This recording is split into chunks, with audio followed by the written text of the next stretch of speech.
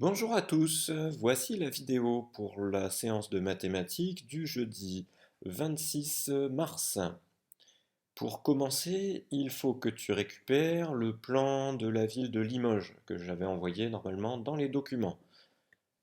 Voici donc ce plan et je vais te poser plusieurs questions. En premier, je vais te demander de trouver la place Jourdan.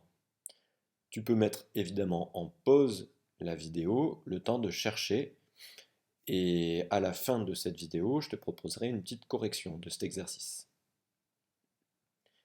En deuxième, je te demande de trouver un parking.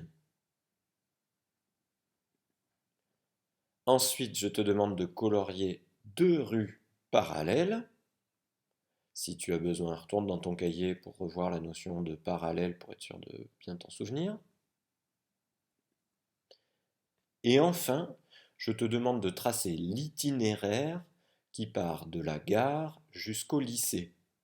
Donc évidemment, il faut trouver la gare, il faut trouver le lycée. L'itinéraire, c'est le chemin, un des chemins possibles pour aller de la gare au lycée. Je te laisse faire. Ensuite, on a une résolution de problème. Alors écoute bien, lundi et mardi, on a commencé à parler de durée. C'est pas une notion nouvelle, tu l'as déjà appris normalement depuis le CP et jusqu'en CE2. Évidemment, plus ça va aller, plus on va commencer à parler de durée avec des situations de plus en plus compliquées. C'est une histoire de vol en avion et on cherche à trouver la durée d'un trajet en avion de Paris jusqu'à l'île de Pâques en passant par le Chili et le Brésil. Voici l'énoncé. Pour partir sur l'île de Pâques, Jean doit prendre plusieurs avions. Il prend un premier vol Paris-Rio de Janeiro qui dure 11h45. Il a ensuite un deuxième vol, Rio de Janeiro jusqu'à Santiago du Chili, qui dure 4h15. Il a enfin un dernier vol, depuis Santiago du Chili jusqu'à l'île de Pâques, qui dure 5h30. La question, combien d'heures de vol faut-il en tout pour aller de Paris jusqu'à l'île de Pâques? Je te laisse chercher. Dans la partie apprentissage, eh bien, on va repartir tout d'abord de la vidéo que j'ai postée mardi qui concerne l'air. Puisque, si tu ne l'as pas encore vue, j'y donne des explications qui permettent de mettre au clair cette notion qu'on a abordée par les exercices qu'il y avait lundi. Je te laisse le temps de la regarder. Une fois que tu l'auras vue, reviens donc vers la leçon, puisque aujourd'hui on va coller dans le cahier la leçon 15. On va la lire ensemble. Elle concerne les aires.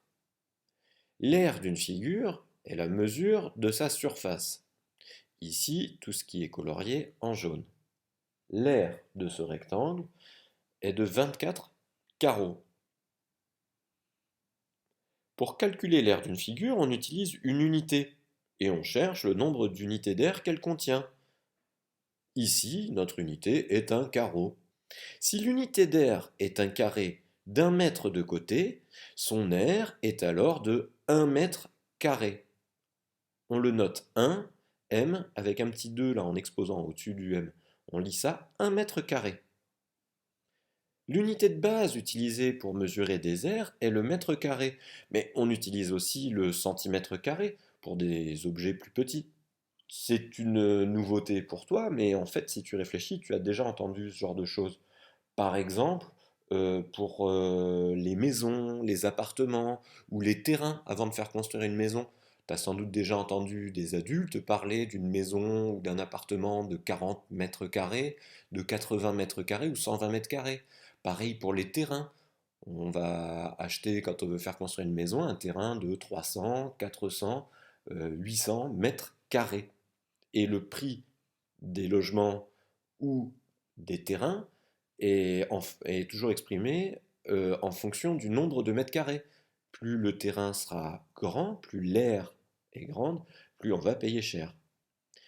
Alors il y a une petite formule à connaître, c'est simple, c'est l'aire du carré. Bah, c'est facile, toujours pareil, le carré, tous ses côtés, on l'a appris en géométrie, font la même longueur. Quand j'ai la longueur d'un côté, bah, je peux facilement trouver l'aire d'un carré. Il me suffit de multiplier la longueur du côté par la longueur du côté. Alors, j'espère que ces explications étaient claires. Tu pourras te servir de la leçon pendant les activités là, qui vont venir après, puisque je t'ai envoyé un fichier qui s'appelle calcul d'air. Attention, toujours, à ne pas confondre la notion d'air avec la notion de périmètre. On va faire les deux premières activités ensemble. En premier, je te demande de classer les surfaces de la plus petite R, qu'on notera 3, à la plus grande R, qu'on notera 1. Je te laisse chercher. Tu peux mettre en pause.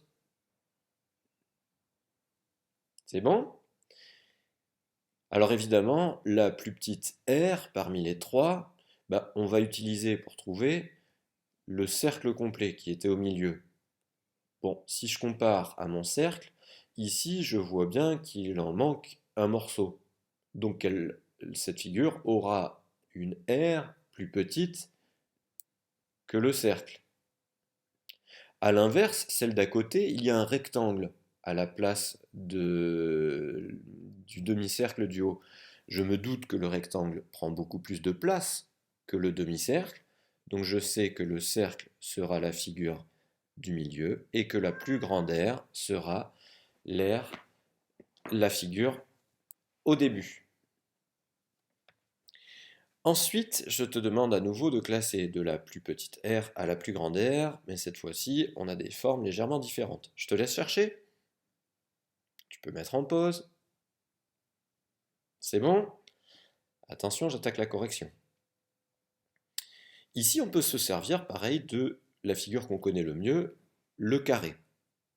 Je vois bien que dans un cas, ici, si je retraçais mon carré, il me manquerait des parties. Et à l'inverse, ici, j'ai le même carré, mais auquel on est venu coller un petit rectangle. Évidemment, la plus petite sera celle-ci. Le carré est la figure qui vient au milieu. La plus grande des figures est celle-ci. On va continuer et je te propose maintenant de corriger la situation du début avec le plan de la ville de Limoges. C'est bon, tu as ton plan avec toi? Allez, on attaque la correction. Alors, voici donc le plan de la ville, j'espère que tu l'as repris avec toi, et je te demandais donc en premier de trouver la place Jourdan. Or, c'était pas le plus compliqué, elle est ici, elle est en plein milieu de la ville de Limoges. Ensuite, je te demandais de trouver un parking, ben, on avait un peu l'embarras du choix. Moi j'ai repéré tout cela, j'en oublie peut-être, mais à chaque fois qu'on voyait un signe P, ça indiquait un parking. Je te demandais pas de tous les entourer, hein. Moi je les ai entourés tous pour être à peu près sûr que tu les situes.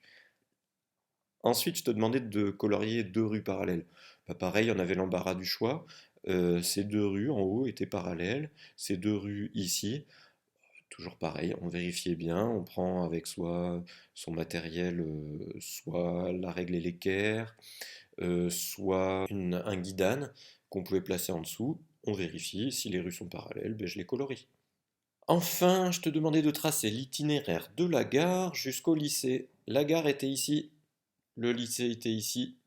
Bah, un itinéraire possible, sans doute le plus court, était ici, mais on pouvait imaginer passer par le cours Bugeaud et l'avenue Garibaldi, et on arrivait également au lycée. Bon, comme la place Jourdan est sympa, autant y passer. Dernière chose pour aujourd'hui, pour la correction, alors je ne te la donne pas, mais suite au problème qu'on a fait ensemble, eh bien je te demanderai de me mettre dans les commentaires la réponse que tu as trouvée. Voilà, comme ça permet d'avoir un petit peu d'interaction. Je te remercie pour ton travail, je te souhaite bon courage pour le reste, et puis bon confinement, à bientôt!